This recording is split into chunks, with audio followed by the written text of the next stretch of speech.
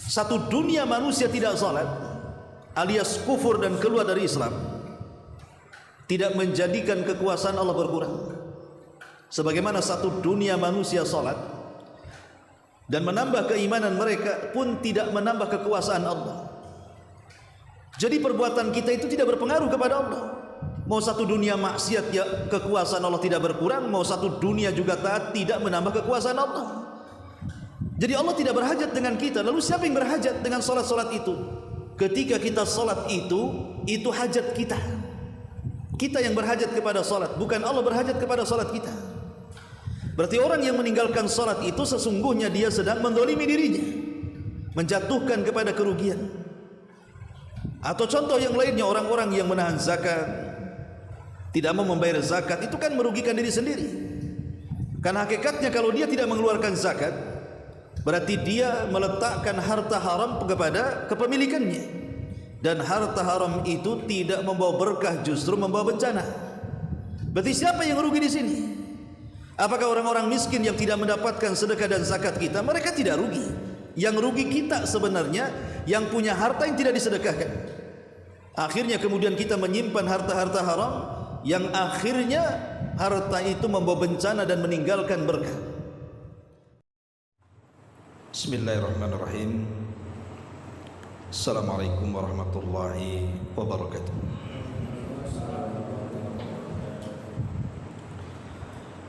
Alhamdulillah wassalatu wassalamu ala Rasulillah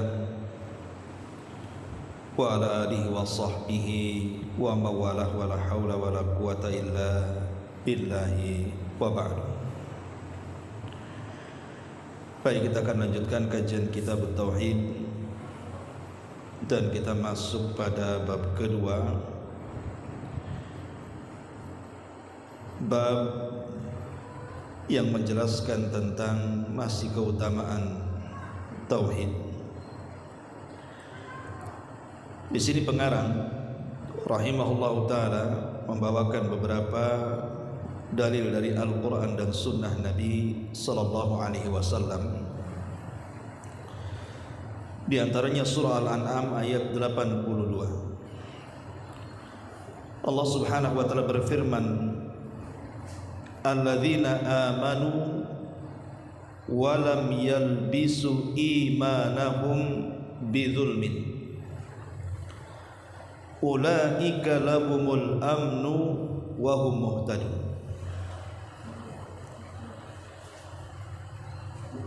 Orang-orang yang mereka beriman dan tidak mencampur adukan keimanan mereka dengan kezaliman, maka mereka akan mendapatkan keamanan dan mereka pun akan diberikan petunjuk Allah Subhanahu wa taala. Ma'asyiral muslimin yang dimuliakan Allah Subhanahu wa taala, ayat ini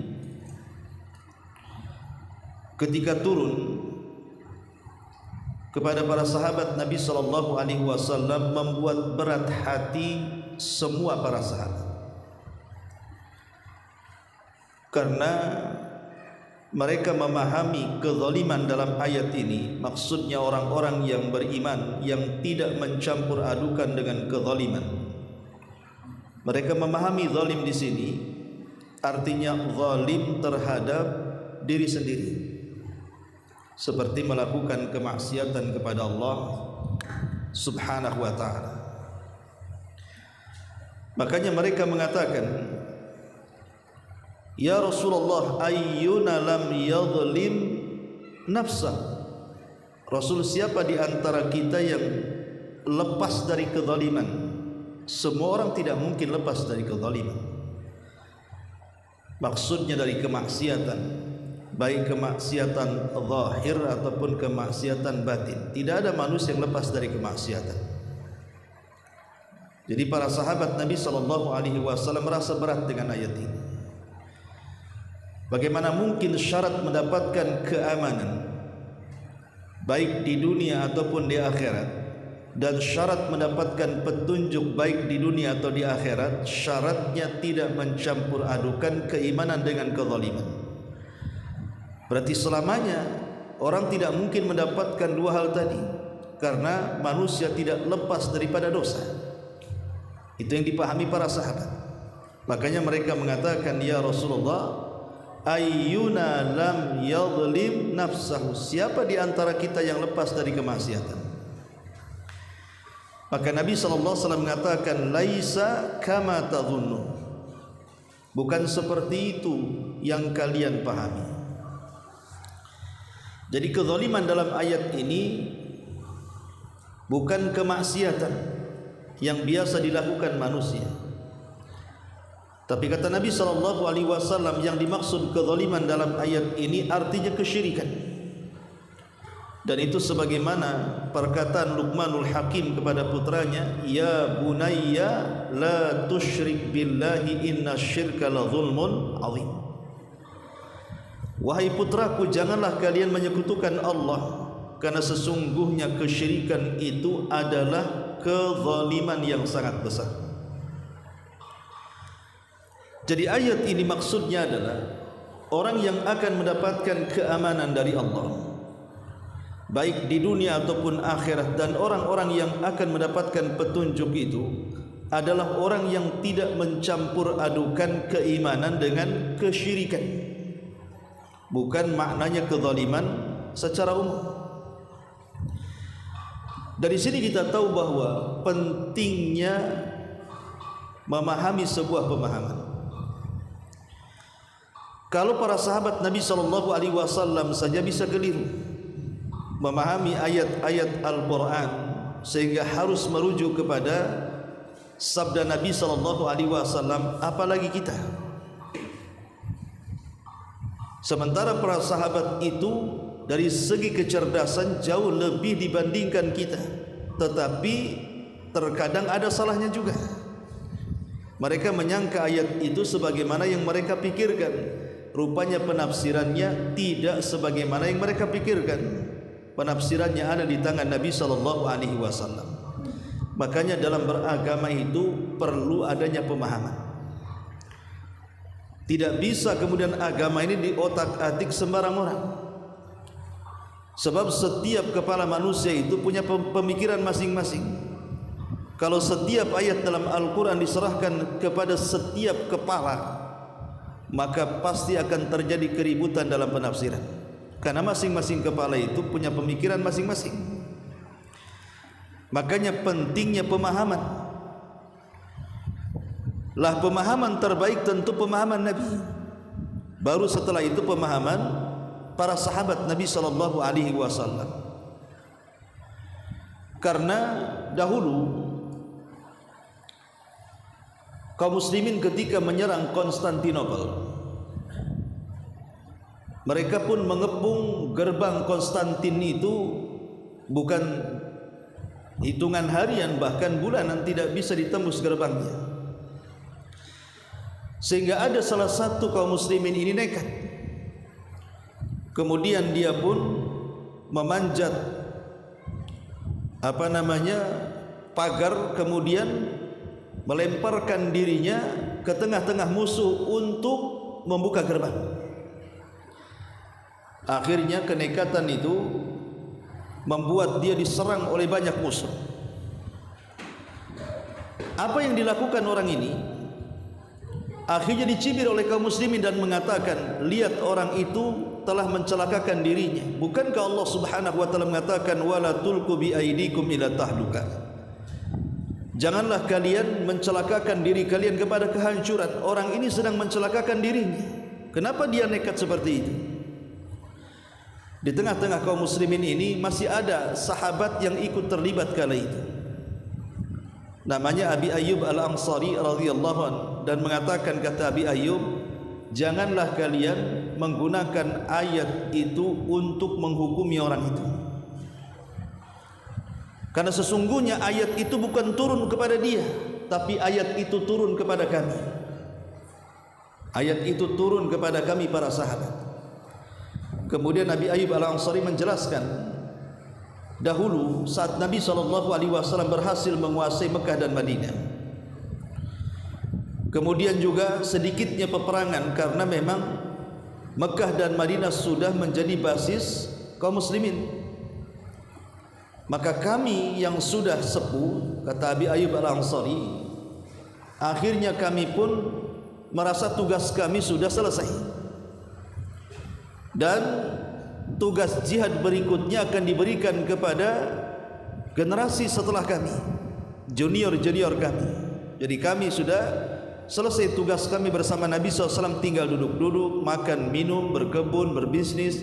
Adapun jihad itu urusan anak-anak muda. Maka mendengar hal itu, Nabi SAW menegur para sahabat dan mengatakan, apakah kalian akan meninggalkan jihad? Sungguh kalau kalian meninggalkan jihad, maka kalian akan menuju kepada kehancuran. Kemudian Rasul membacakan ayat tadi, wala tulqu bi aidikum ila tahluka. Janganlah kalian melemparkan diri-diri kalian kepada kehancuran. Seolah-olah Rasul mengatakan ayat itu menceritakan tentang bahaya meninggalkan jihad, bahwa orang yang meninggalkan jihad itu, maka itu sama dengan menyerahkan dirinya kepada kehancuran.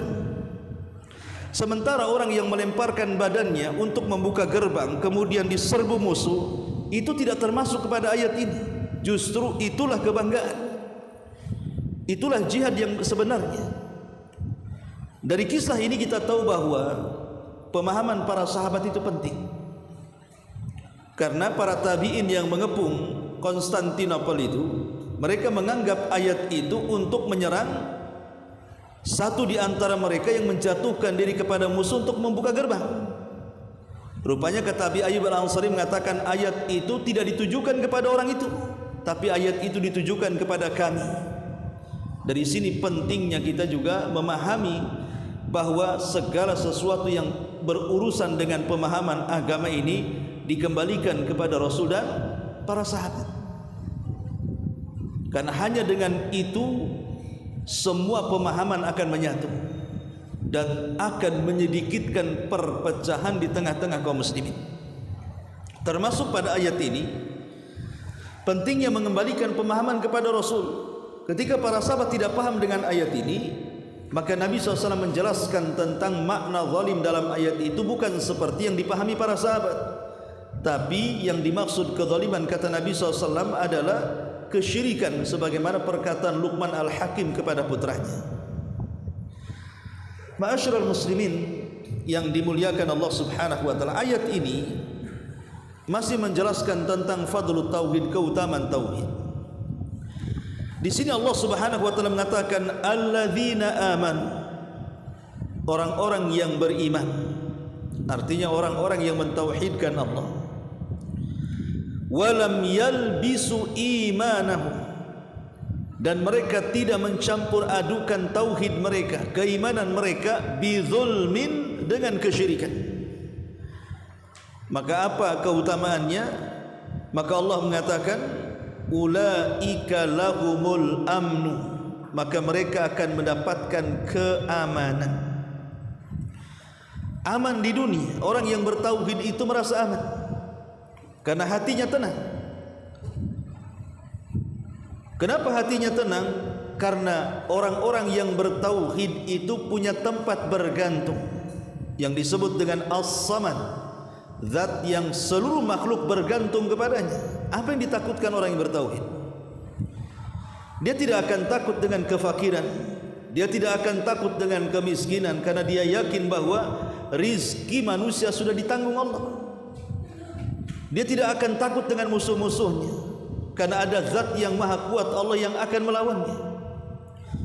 Jadi orang-orang yang bertauhid itu di dunia saja sudah merasa tenang dan aman, apalagi dalam kuburan mereka terhindar dari azab kubur, apalagi kelak di padang mahsyar mereka akan merasa aman dari kengerian yang terjadi setelah kematian, termasuk ancaman dari neraka. Maka orang-orang yang bertauhid mereka akan diberikan keamanan. Kemudian yang kedua keistimewaannya, mereka juga akan muhtadun, wahum muhtadun, dan mereka akan diberikan hidayah. Jadi orang-orang yang bertauhid itu akan diberikan hidayah oleh Allah. Maknanya orang yang bertauhid itu tahu langkah kakinya ditujukan ke mana. dia hanya menuju kepada Allah Subhanahu wa taala, tidak mungkin berbelok ke kanan ke kiri yang menyembah kepada selain Allah Subhanahu wa taala. Jadi orang yang bertauhid akan senantiasa diberikan taufik untuk melakukan amal saleh yang benar. Baik, di sini ada faedah yang sangat menarik. Kalimat bizulmin, kalimat kezaliman. Walaupun kita sudah tahu dalam ayat ini bicara soal kesyirikan, namun kita tahu bahwa zalim sendiri, ulama sudah membagi bahwa zalim itu terbagi menjadi tiga. Yang pertama ada zulmul insani nafsahu, kezaliman manusia terhadap dirinya. Yang dimaksud kezaliman kepada diri sendiri, kita berlaku zalim kepada diri kita sendiri, maksudnya adalah sebagaimana firman Allah Subhanahu wa taala, "Tsumma awrasnal kitaba alladziina istafaina min ibadina faminhum zalimun li nafsi." Kemudian kami akan wariskan Al-Quran kepada hamba-hamba kami yang kami pilih dari hamba-hamba kami, tetapi di antara mereka hamba-hamba kami ada yang menzalimi diri-diri mereka sendiri. Apa maksudnya? Kezaliman yang dimaksud, kezaliman kepada diri-diri mereka sendiri adalah terjerumusnya sebagian manusia kepada kemaksiatan kepada Allah Subhanahu wa taala. Contohnya, dia tidak melaksanakan kewajiban Allah, meninggalkan salat. Itu menzalimi diri sendiri sebenarnya. Karena Allah tidak rugi kalau seandainya kita tidak salat. Yang rugi itu kita. Satu dunia manusia tidak salat alias kufur dan keluar dari Islam tidak menjadikan kekuasaan Allah berkurang. Sebagaimana satu dunia manusia salat dan menambah keimanan mereka pun tidak menambah kekuasaan Allah. Jadi perbuatan kita itu tidak berpengaruh kepada Allah. Mau satu dunia maksiat, ya kekuasaan Allah tidak berkurang. Mau satu dunia juga taat, tidak menambah kekuasaan Allah. Jadi Allah tidak berhajat dengan kita. Lalu siapa yang berhajat dengan solat-solat itu? Ketika kita solat itu hajat kita. Kita yang berhajat kepada solat, bukan Allah berhajat kepada solat kita. Berarti orang yang meninggalkan salat itu sesungguhnya dia sedang menzalimi dirinya, menjatuhkan kepada kerugian. Atau contoh yang lainnya, orang-orang yang menahan zakat, tidak mau membayar zakat, itu kan merugikan diri sendiri. Karena hakikatnya kalau dia tidak mengeluarkan zakat, berarti dia meletakkan harta haram kepada kepemilikannya, dan harta haram itu tidak membawa berkah, justru membawa bencana. Berarti siapa yang rugi di sini? Apakah orang-orang miskin yang tidak mendapatkan sedekah dan zakat kita? Mereka tidak rugi. Yang rugi kita sebenarnya yang punya harta yang tidak disedekahkan. Akhirnya kemudian kita menyimpan harta-harta haram yang akhirnya harta itu membawa bencana dan meninggalkan berkah.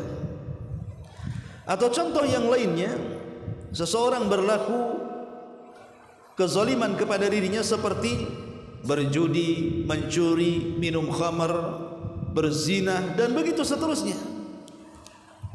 Seseorang minum khamar jelas diharamkan oleh Allah Subhanahu wa taala, dan sesuatu yang diharamkan itu pasti ada madaratnya kan? Tidak mungkin sesuatu yang diharamkan tidak ada madaratnya. Kaidah secara umum, sesuatu yang diperintahkan baik itu wajib atau sunnah pasti di dalamnya ada maslahat. Dan sesuatu yang dilarang Allah, apakah itu yang diharamkan atau yang dimakruhkan, maka pasti ada madarat di dalamnya. Kita katakan minum khamar memang ada manfaatnya, tapi madaratnya jauh lebih besar. Karena madarat minum khamar ini bukan hanya sekedar menghambur-hamburkan uang, tetapi juga membawa penyakit kepada diri sendiri. Bahkan boleh jadi dari khamr ini dia bisa melakukan kejahatan yang jauh lebih keji. Karena orang yang hilang akal itu bisa melakukan segalanya. Makanya Rasul mengatakan khamr itu ummul khaba'ith, induk daripada seluruh kejahatan. Gara-gara mabok, hilang akal, dia bisa membunuh orang, dia bisa mencaci maki orang, dia bisa menampar orang, dia bisa menyakiti orang, bahkan menyakiti dirinya sendiri. Tidur sembarangan, kadang disolokkan pun dia bisa tidur dia. Nah, ini menunjukkan bahwa inilah kezaliman yang merugikan diri sendiri. Secara global, kezaliman ini artinya seluruh kemaksiatan yang kita lakukan. Ini yang pertama. Kemudian yang kedua, ada namanya az-zulmu li ghairi, kezaliman kepada orang lain. Bahasa ulama mengatakan az-zulmu la yutrah, kezaliman yang tidak mungkin ditinggalkan oleh Allah Subhanahu wa taala walaupun seseorang yang melakukannya sudah bertobat. Jadi orang yang melakukan kezaliman kepada orang lain, maka ampunannya digantung oleh Allah Subhanahu wa taala. Walaupun kita istighfar ribuan kali, Allah tidak akan meninggalkannya. Tetap dia menanggung dosanya sampai kepada orang-orang yang dizaliminya mengikhlaskan perbuatan zalimnya. Kalau tidak, maka selamanya Allah akan gantung sampai terjadi kisah pada hari kiamat. Ma'asyiral muslimin yang dimuliakan Allah Subhanahu wa taala, contohnya seperti apa? Banyak sekali contoh kezaliman kepada orang. Seperti seseorang melakukan pembunuhan, meneteskan darah seorang muslim. Yang darah itu tidak boleh ditumpahkan, karena dalam Islam membunuh itu ada aturannya. Contoh umpamanya qisas, boleh karena ada aturannya. Seorang pezina yang sudah menikah dirajam sampai mati, boleh karena ada aturannya. Orang yang murtad dipenggal lehernya, boleh karena ada aturannya. Dan itu sebagaimana sabda Rasul sallallahu alaihi wasallam, la yahillu damu mri'in muslim illa bi ihda thalathin. Tidak halal darah seorang muslim ditumpahkan kecuali karena 3 perkara. As-sayyibuz zani, seorang yang sudah menikah berzina. An-nafsu bin nafsi, orang yang membunuh jiwa tanpa dibenarkan kemudian terjadi qisas. Al-mufariq lil attariku li dinihi al-mufariq lil jamaati, orang yang meninggalkan agama alias murtad, atau orang yang memberontak kaum muslimin. Maka mereka halal darahnya karena ada aturan namanya. Tapi kalau seandainya membunuh begitu saja, ini kezaliman. Makanya Abdullah ibn Abbas radhiyallahu anhuma menceritakan tentang kisah pada hari kiamat. Nanti orang-orang yang jadi korban pembunuhan itu akan menghadap Allah Subhanahu wa taala, tangan kanannya memegang kepalanya dan tangan kirinya menyeret pembunuhnya. Kemudian dihadapkan kepada Allah Subhanahu wa taala. Kemudian dia mengatakan, ya Rabb, sal hadza lima qatalani. Ya Rabb, tanya orang ini, kenapa dia sampai membunuhku? Tanya orang ini, kenapa dia sampai membunuhku? Coba bayangkan, di Batam saja setiap hari kita mendengar adanya pembunuhan. Sampai bayi-bayi yang tidak berdosa gara-gara lahir di luar nikah saja kita sering mendengar kasusnya. Bagaimana bayi-bayi ini dicampakkan begitu saja, diletakkan di kardus, di tong sampah, di got dan begitu seterusnya, sampai akhirnya nyawanya melayang. Bukankah Allah yang mengatakan wal mau'udatu su'ilat bi ayyi dzambin qutilat, dan bayi-bayi itu akan ditanya atas dosa apa mereka dibunuh. Jadi bayi-bayi itu kelak nanti pada hari kiamat menghadap Allah, menyeret orang tuanya. Kenapa sampai dibunuh? Dan mengatakan, ya Rabb, sal hadza lima qatalani. Ya Rabb, tanya orang tuaku ini, kenapa dia sampai membunuhku? Jadi kezaliman kepada orang ini tidak sesederhana, karena di sana ada kisah. Atau contoh yang lainnya, memakan harta anak yatim. Allah Subhanahu wa taala mengatakan, innal ladzina ya'kuluna amwalal yatama zulman innama ya'kulu fi butunihim nara. Innama ya'kuluna fi butunihim nara. Sesungguhnya orang-orang yang memakan harta anak yatim secara zalim, hakikatnya mereka telah meletakkan bara api dalam perut-perut mereka. Sekarang banyak orang-orang yang menelantarkan anak-anak yatim. Terkadang ibunya sendiri melantarkan anaknya yang yatim. Contoh mamanya, ayahnya meninggal, membawakan harta. Harta ayah ini kan ada hak anak sebagai waris, bahkan paling besar dibandingkan ibunya sebagai istri daripada suaminya. Tapi betapa banyak kemudian ibu-ibu yang kurang ajar, tidak merawat anaknya, kemudian dia kawin lagi dengan laki-laki yang lain, malah kemudian suami yang baru menguasai hartanya dan anaknya ditelantarkan. Itu kan terjadi banyak sekali kasus-kasus seperti ini. Belum lagi kemudian orang tuanya yang sudah dua-duanya meninggal. Terkadang harta itu dikuasai oleh saudara-saudaranya, oleh paman-pamannya. Terkadang mereka yang tidak layak mendapatkan waris menguasai harta. Lah sama saja juga mereka memakan harta anak yatim. Atau mungkin yang bersifat lembaga, membuat panti-panti asuhan, mengatasnamakan panti asuhan anak yatim. Tapi apa yang terjadi? Justru pemilik panti asuhan yang kaya raya, rumahnya bagus, punya kendaraan, makan enak, si yatim ini miskin, hanya disuruh-suruh menggendong proposal ke sana kemari, ataupun dijadikan korban nama untuk mengeruk kekayaan orang-orang yang iba kepada mereka. Dan ini banyak terjadi kasusnya.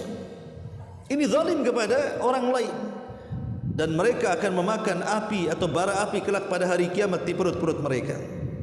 Atau contoh yang lainnya adalah memakan harta manusia secara zalim.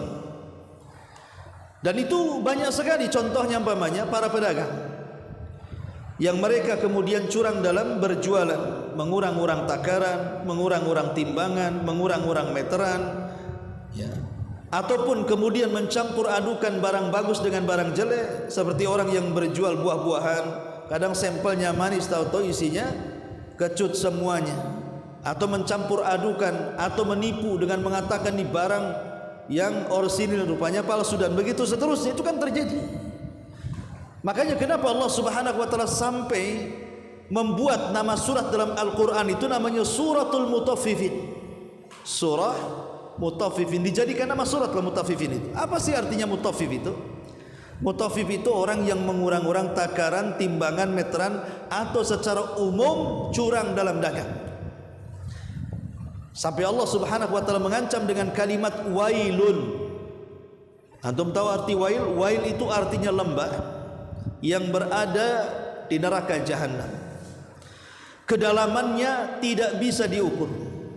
Kegelapannya sangat gelap sekali dan berbau busuk yang luar biasa, sehingga menakutkan. Sampai jahanam sendiri yang punya lembah ketakutan dan beristiadah dari lembah itu setiap hari.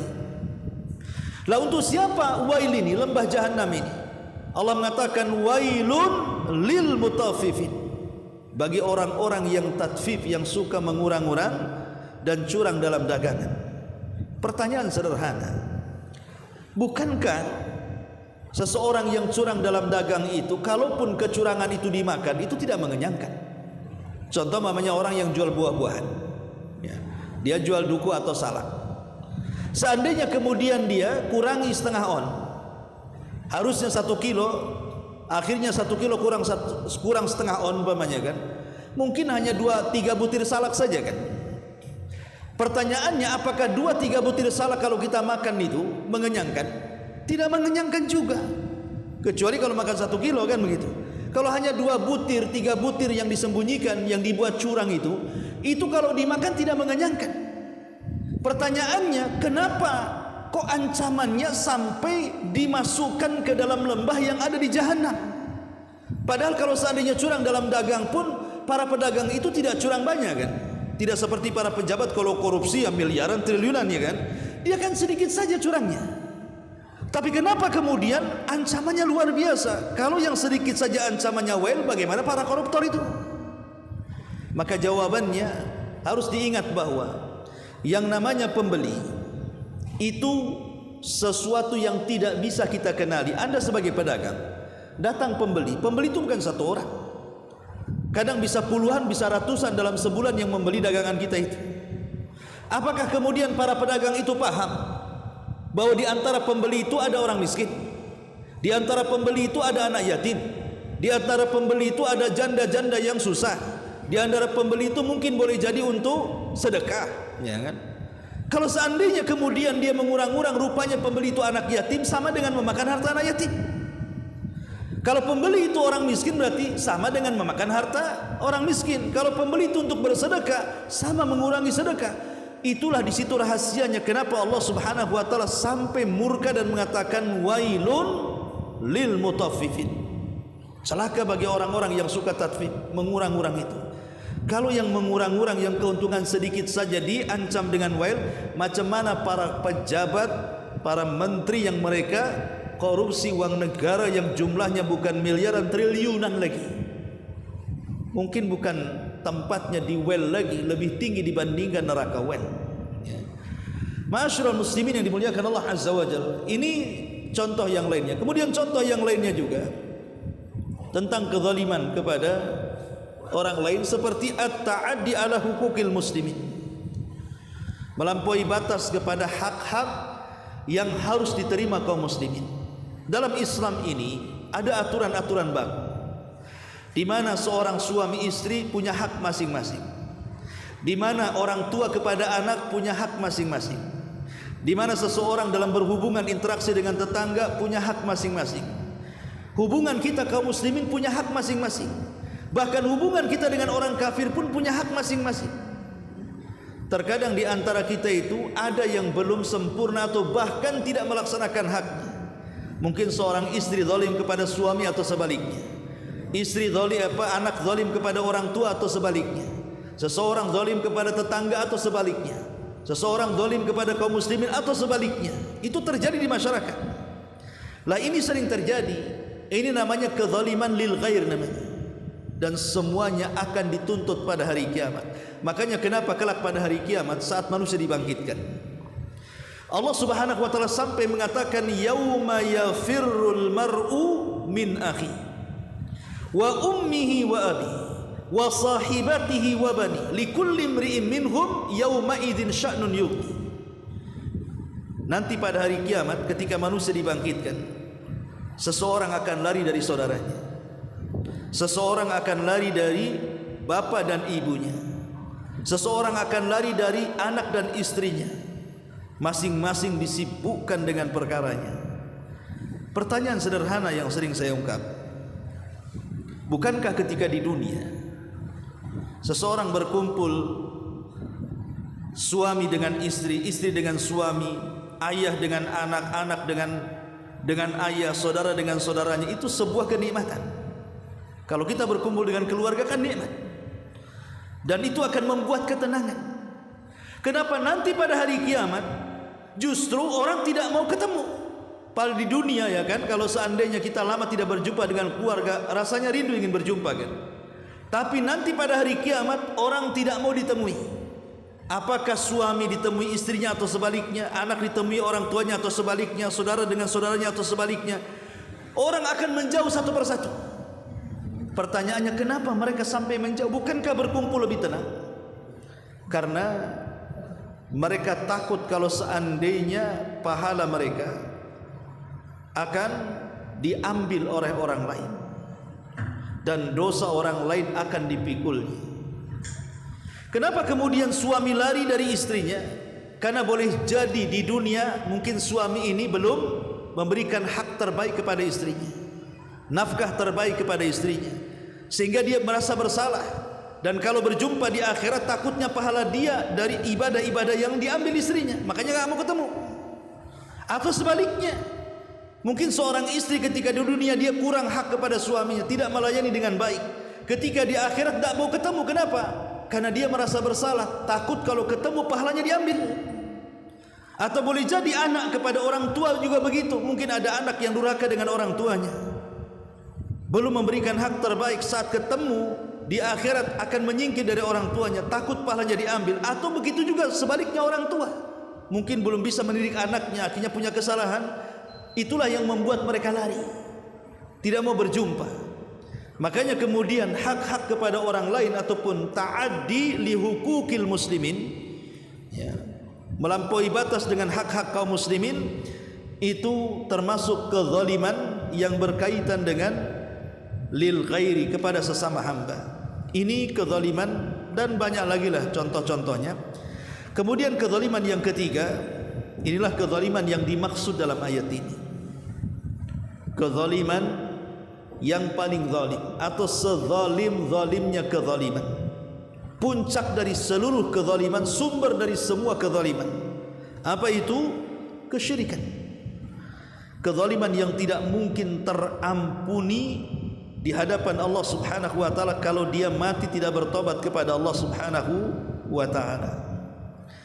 Kenapa kesyirikan ini adalah sezalim-zalimnya kezaliman? Sebagaimana perkataan Luqmanul Hakim di awal tadi, ya bunayya la tusyrik billahi innasyirka la zulmun azim. Wahai anakku, janganlah kalian berlaku menyekutukan Allah, karena kesyirikan itu sezalim-zalimnya kezaliman. Ada sekurang-kurangnya 3 alasan kenapa kesyirikan itu menjadi kezaliman yang sangat zalim, puncak dari semua kezaliman. Pertama, ya, karena kesyirikan itu sama dengan mengurangi kesempurnaan Allah Subhanahu wa taala. Ingat, kita ini meyakini bahwa Allah Subhanahu wa taala itu zat yang maha sempurna dari semua aspek. Allah itu zat yang maha sempurna, baik nama-namanya ataupun sifat-sifatnya. Karena tidak layak menjadi Tuhan kalau tidak sempurna. Tuhan itu harus sempurna dari segala hal, baik nama-namanya atau sifat-sifatnya.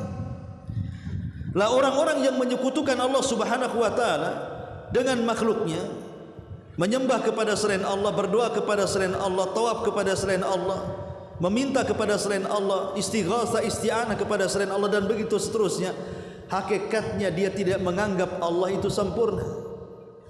Seolah-olah orang yang menyekutukan Allah bahwa di sana ada selain Allah itu yang jauh lebih kuat, bisa mengabulkan keinginannya, makanya berpaling kepada selain Allah. Itu kan sama dengan menganggap Allah ini banyak kekurangan.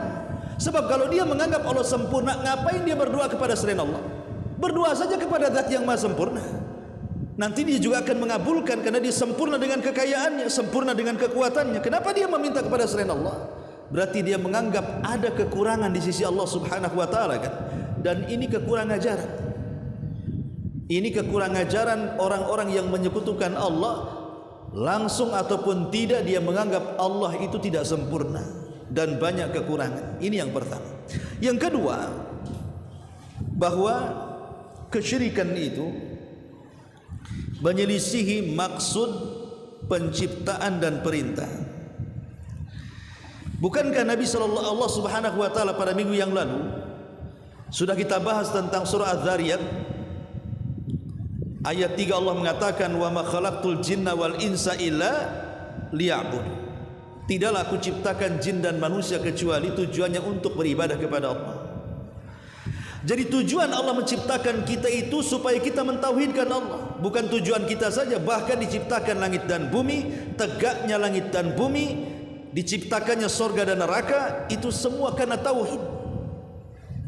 Diutusnya para nabi, diturunkannya kitab-kitab, bahkan disyariatkan jihad. Karena apa? Semua karena tauhid. Ketika ada orang yang melakukan kesyirikan, berarti dia telah menyimpang dari maksud penciptaan namanya. Dia tidak paham bahwa dia diciptakan untuk apa itu sebenarnya. Dia linglung, dia tidak tahu maksud penciptaan dia. Makanya kenapa kesyirikan itu kezaliman? Karena dia menyelisihi tujuan Allah menciptakan kita. Harusnya kita ini jalan lurus, malah kemudian kita belok. Berarti dia lancang dengan Allah Subhanahu wa taala yang menciptakan kita, yang tujuannya hanya menyembah zat yang menciptakannya saja.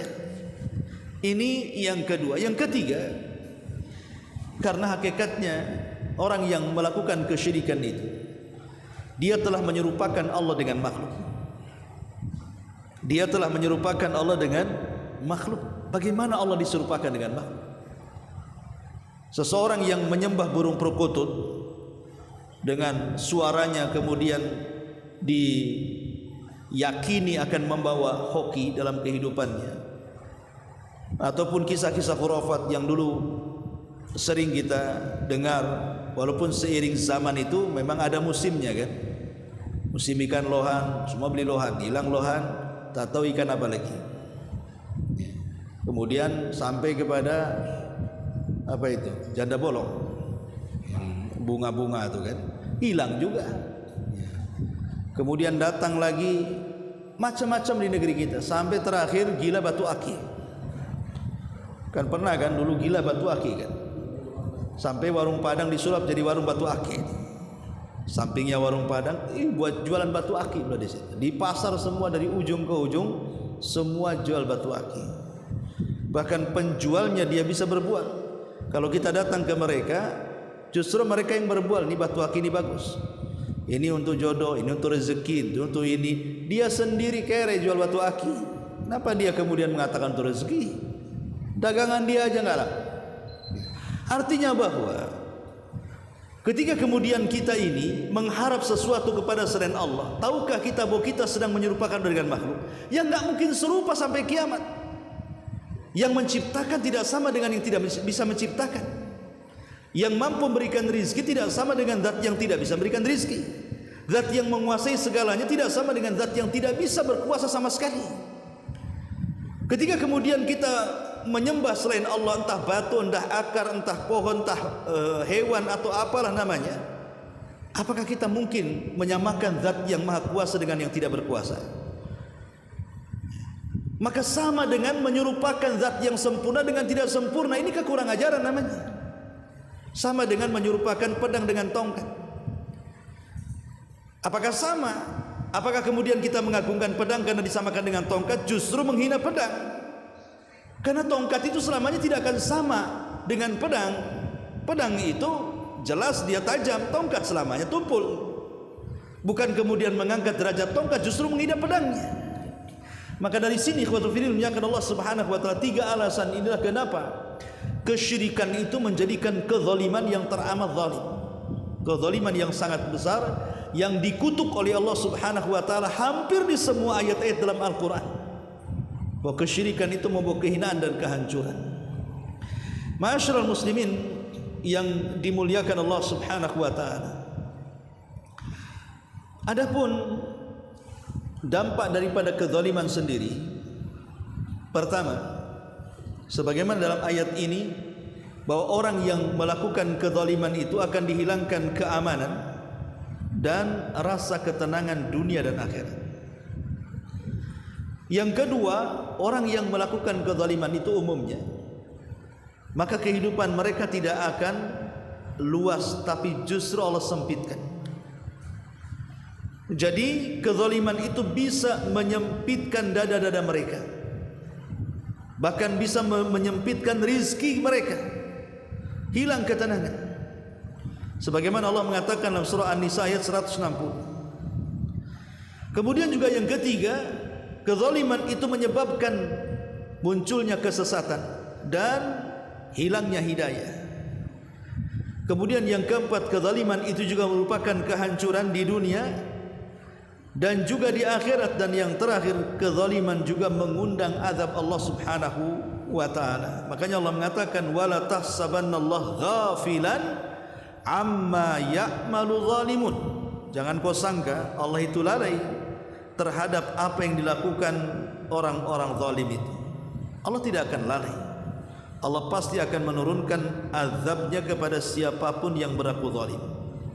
Baik kezaliman yang bersifat yang paling rendah, kezaliman kepada diri sendiri, menghancurkan badan kita dengan kemaksiatan, atau yang bersifat kezaliman kepada orang dengan menyakiti orang lain dengan ghibah kita, penghinaan, merendahkan, mencaci, memaki, mengadu domba dan yang semacamnya, ataupun kezaliman yang sangat besar yang merupakan kezaliman yang tidak akan terampuni selamanya, maksudnya adalah kesyirikan. Ini ayat yang pertama. Baik, kemudian dalil yang kedua, hadis daripada Ubadah ibni Samit radhiyallahu anhu. Rasul mengatakan, man syahida an la ilaha illallah wahdahu la syarika lah wa anna Muhammadan abduhu wa rasuluh wa anna Isa abdullahi wa rasuluh wa kalimatuhu alqaha ila Maryam wa ruhum minhu wal jannatu haqqun wan naru haqqun adkhalahu Allahul jannah ala ma kana minal amali akhrajahu. Dari Ubadah ibn Samit radhiyallahu an, Rasul bersabda, siapa yang bersaksi bahwa tidak ada sesembahan yang berhak disembah kecuali Dia semata, dan bahwa Muhammad adalah hamba Allah dan Rasul-Nya, dan sesungguhnya Isa adalah hamba Allah dan Rasul-Nya, dan kalimat yang dilempar kepada Maryam serta ruh darinya, kemudian bersaksi bahwa sorga adalah sebuah kebenaran, neraka sebuah kebenaran, maka Allah akan masukkan ia ke dalam sorga sesuai dengan amalannya. Hadis ini dikeluarkan Bukhari Muslim. Hadis ini adalah bantahan kepada beberapa kelompok. Pertama, bantahan kepada orang-orang Yahudi. Orang-orang Yahudi menganggap bahwa Isa itu anak zina, sehingga orang-orang Yahudi tidak menganggap Isa itu sebagai nabi dan rasul. Makanya kenapa orang Nasrani mengkafirkan Yahudi? Karena orang Yahudi tidak mengakui Isa, sementara orang Nasrani sangat mengagumi Isa. Maka dalam hadis ini juga bantahan kepada mereka bahwa Isa itu bukan anak zina, dan Isa itulah hamba Allah dan Rasulnya. Makanya di sini wa anna Isa Abdullahi wa Rasuli, dan Isa itu hamba Allah dan Rasulnya. Dia bukan anak zina, dan dia juga bukan anak Tuhan. Dia adalah putra Maryam. Allah sanggup menciptakan manusia tanpa ayah seperti Isa. Allah sanggup menciptakan manusia tanpa ibu seperti Hawa. Allah sanggup menciptakan tanpa ayah dan ibu seperti Adam. Dan Allah juga sanggup menciptakan dengan adanya ayah dan ibu seperti kita. Allah itu ala kulli syai'in qadir. Ini yang pertama. Yang kedua, dalam hadis ini juga bantahan kepada orang Nasrani. Kenapa? Karena orang Nasrani menganggap Isa itu, dalam pandangan mereka ada tiga perkara. Pertama, ada yang menganggap Isa itu satu di antara tiga Tuhan, 3 in 1 bahasanya. Kemudian yang kedua, ada yang menganggap Isa itu putra Tuhan. Dan yang ketiga, ada yang menganggap Isa itu adalah Tuhan itu sendiri. Itulah keyakinan Nasrani. Dan penyimpangan Nasrani ini jauh 300 tahun setelah diangkatnya Isa ke langit. Ada yang mengatakan itu pemikiran dari Paulus, yang kemudian akhirnya menciptakan pemahaman sesat di tengah-tengah orang Nasrani dan menganggap Isa Tuhan, Isa anak Tuhan, atau Isa satu di antara tiga Tuhan. Maka hadis ini membantah, Isa bukan Tuhan, Isa bukan anak Tuhan, Isa bukan satu di antara tiga Tuhan, tapi Isa adalah Abdullahi wa Rasul. Isa adalah hamba Allah dan Rasulnya, nggak ada kaitan dengan Tuhan-Tuhan. Ini yang kedua. Kemudian yang ketiga, hadis ini juga bantahan kepada mereka orang-orang musyrik, orang-orang yang mereka melakukan kesyirikan kepada Allah Subhanahu wa taala. Karena di sini Rasul mengatakan man syahida alla ilaha illallah. Siapa yang menyaksikan bahwa tidak ada sesembahan yang berhak disembah kecuali Allah, artinya tidak ada yang berhak disembah, hanya Allah saja. Ini artinya tauhid. Dan ini membantah orang-orang yang melakukan kesyirikan, entah mereka menyembah nabi, menyembah malaikat, menyembah orang saleh, atau menyembah yang lainnya. Kemudian yang keempat, hadis ini juga membantah kepada siapa? Ahlil bidah, yang sebagian mereka memiliki pemahaman seperti orang-orang Jabariyah. Mereka menganggap bahwa surga neraka itu belum tercipta. Surga neraka itu belum tercipta. Kenapa? Karena mereka mengingkari pengetahuan Allah. Orang-orang Jabariyah dalam bab takdir, mereka mengatakan bahwa Allah itu mengetahui setelah kita berbuat. Sementara kita ahli sunnah mengatakan Allah itu tahu yang telah, yang sedang, dan yang akan datang, bahkan sesuatu yang mustahil terjadi. Kalau terjadi Allah tahu. Tapi orang-orang Jabariyah mengatakan Allah itu tidak mungkin tahu kecuali setelah kita berbuat. Kalau kita tidak berbuat, Allah tidak akan tahu. Dari pemahaman ini lari kepada bahwa surga neraka itu belum tercipta, padahal Allah mengatakan uiddat lil muttaqin. Surga itu diperuntukkan untuk orang yang bertakwa. Sesuatu yang diperuntukkan dan disiapkan, bendanya sudah ada. Enggak mungkin disiapkan bendanya belum ada. Ana siapkan rumah untuk antum. Berarti rumahnya sudah ada, kan sudah disiapkan. Ketika Allah mengatakan surga disiapkan untuk orang yang bertakwa, artinya sudah ada surga itu. Mereka mengatakan surga itu belum tercipta. Ataupun sebagian ada orang yang mengatakan bahwa surga dan neraka itu tidak kekal.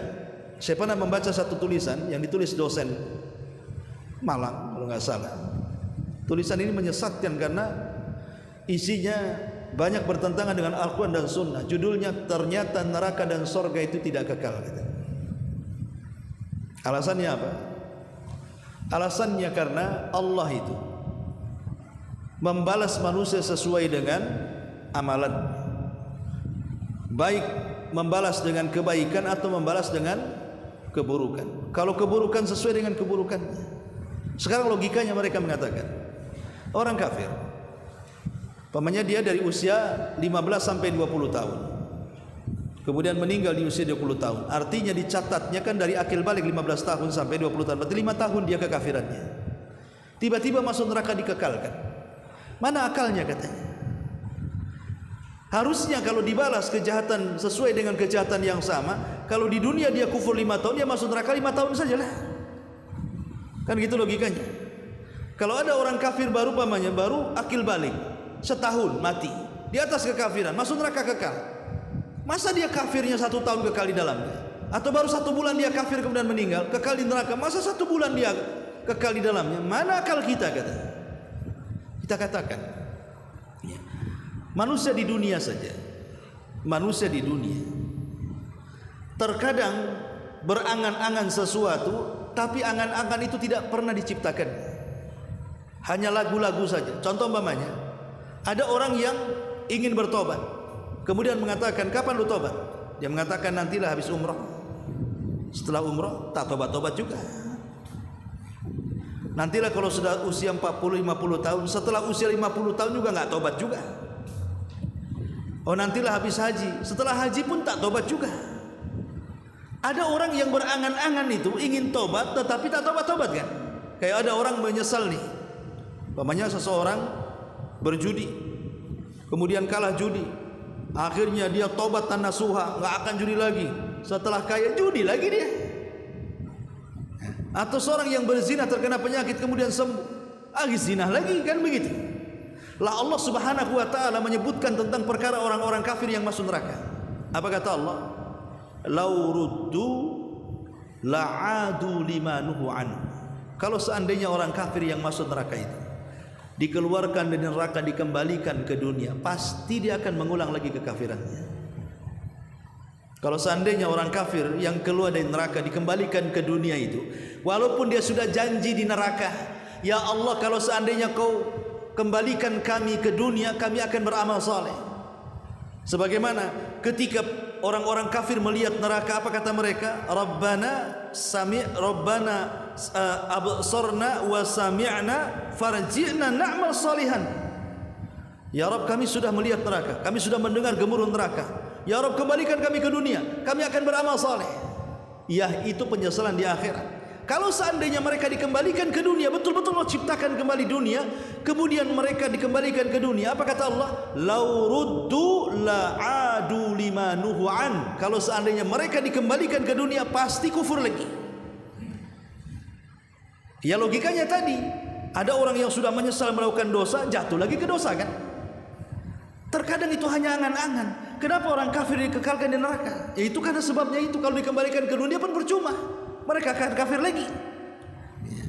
Ma'asyiral muslimin yang dimuliakan Allah Azza wa Jalla. Lah, dari sini juga bantahan kepada mereka yang mengingkari adanya neraka dan kekekalan keduanya.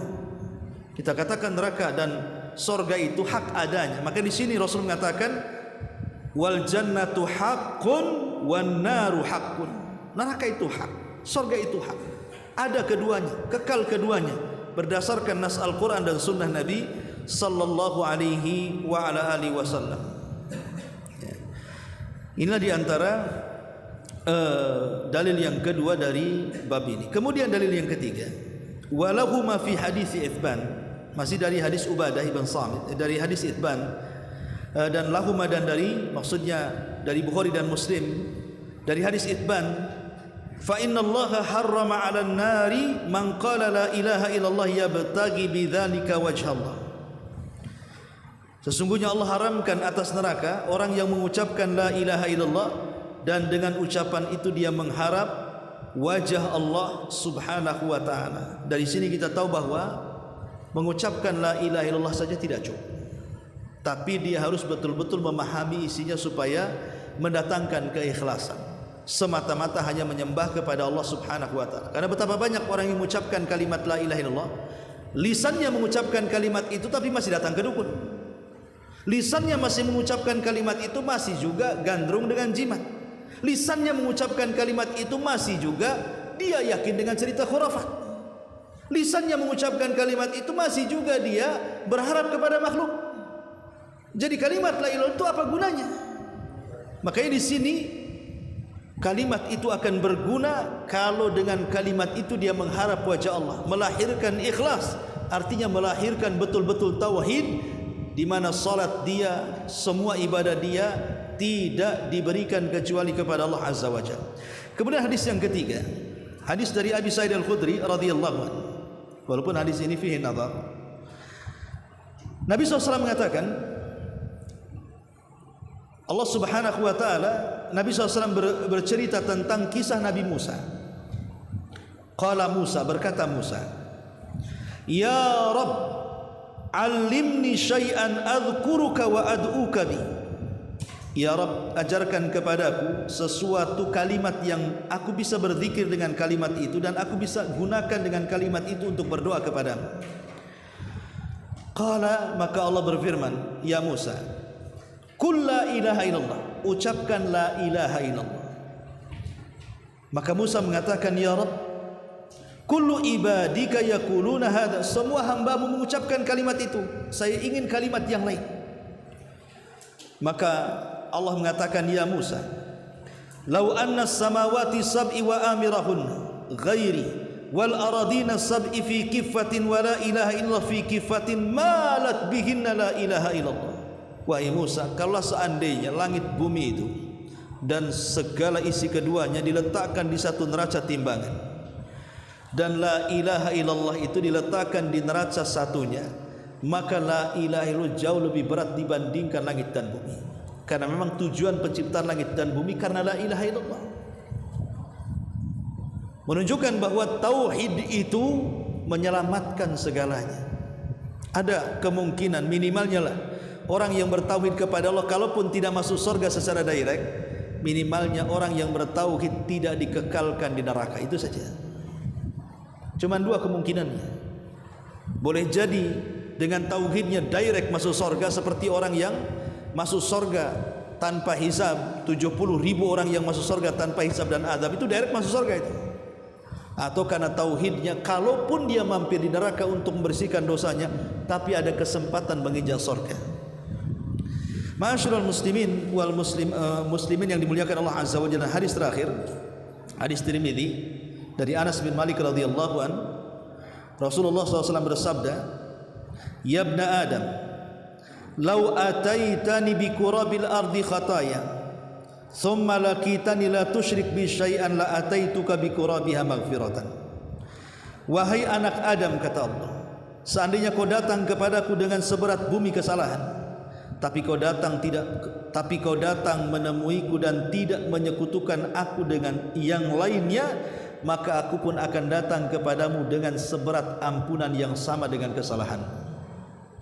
Lihat bagaimana tauhid itu bisa menghancurkan dosa-dosa. Ingat hadis bitokoh ya, saya tutup dengan hadis bitokoh. Jadi hadis bitokoh itu artinya kartu sakti. Nanti pada hari kiamat ada satu orang dihadapkan di hadapan Allah dan dipermalukan di halayak manusia yang berkumpul di padang mahsyar, sambil membawa 99 catatan di tangan. Kemudian Allah mengatakan, bentangkan satu catatanmu sekarang. Dibentangkan sama dia satu catatannya. Rupanya jauhnya sejauh mata memandang. Itu baru satu catatan, semua isi keburukan dia. Kemudian Allah mengatakan, coba lihat catatan, apakah ada yang salah tulis? Dia mengatakan tidak. Coba lihat catatan, apakah malaikatku juga salah tulis? Dia mengatakan tidak ya Rabb. Ini semua kecatatanku, semua benar. Kata Allah, alaka hasanah, kira-kira kau punya kebaikan untuk membandingi catatan ini? Dia mengatakan, ya Rabb, kalaupun aku kebaikan buat apa? Tidak sebanding dengan catatan keburukan. Ini baru satu, macam mana pula dengan 98-nya? Akhirnya dia sudah mulai lemas, dia pun mulai melangkahkan kakinya ke neraka. Maka Allah panggil, tunggu dulu ya fulan, sesungguhnya engkau punya kebaikan. Dikeluarkanlah satu kartu sakti, bertuliskan la ilaha illallah. Kemudian Allah membawa timbangan. Kemudian 99 catatan keburukan diletakkan di satu timbangan. Kemudian kartu yang bertuliskan la ilaha illallah itu diletakkan di satu neraca timbangan. Tiba-tiba kartu sakti itu lebih berat dibandingkan 99 catatan keburukan. Artinya orang ini saat mati masih mentauhidkan Allah. Boleh jadi yang 99 itu semua dosa besar. Mungkin dia zina, dia maling, dia merampok, dia membunuh, dia menelantarkan keluarga, dia menghardik anak yatim, sebutkan ya. Tapi dia tidak pernah menyembah kecuali kepada Allah. Hatinya masih mentauhidkan, gitu maksudnya. Sehingga tauhidnya bisa menyelamatkan dia. Dari sinilah pengarang nanti ada bab bahwa tauhid itu bisa yukaffiru, bisa menggugurkan dosa-dosa dan kesalahan. Inilah diantara bab yang kedua dari kitab Tauhid. Baik, sebelum saya tutup, kalau ada yang bertanya.